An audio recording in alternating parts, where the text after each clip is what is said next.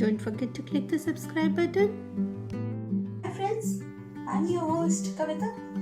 Today we are going to see the actual proportion of suji and water in the making of upma recipe. This is a South Indian breakfast recipe, and in this I'm going to show you what is the actual proportion of rava or suji and water we are going to use. So the ratio of suji and water is 1:3. Today we are going to make half cup of suji upma. So for that I am using 1.5 cup of water. That means 3 times the water. And we will be using tempering, that is chana dal, urad dal, mustard seeds, 1 spoon, 4 to 5 red chilies and grated ginger or chopped ginger. So let's start the upma. Take a big pan, add 3 spoons of oil. Add the temperings, all the temperings, urad dal, chana dal, mustard seeds, red chilies and grated ginger, and saute it for around 2 minutes. Remember to continuously stir.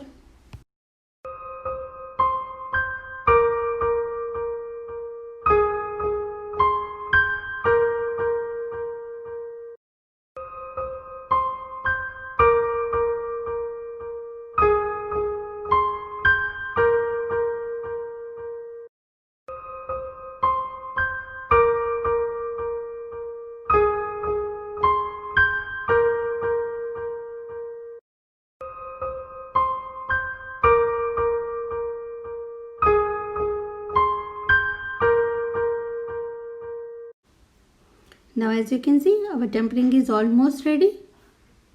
Now I will add water. So as I have already told you, we will be using 3 times the water. That means 1.5 cup water I will be using. Now add salt, half spoon. You can increase or decrease according to your taste.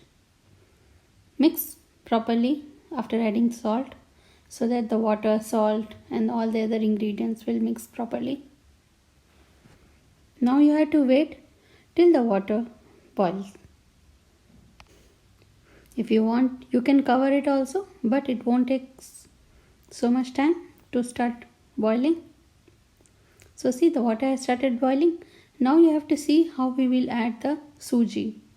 That is actual proportion, and you have to take it in your hands and just sprinkle it. Clockwise, anti-clockwise, whatever.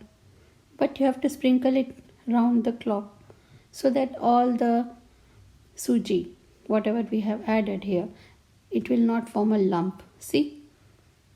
If you add suji in this way, the suji will not form lumps or the upma will not form lumps, and you have to continuously stir after adding suji. See? My upma has no lumps in it.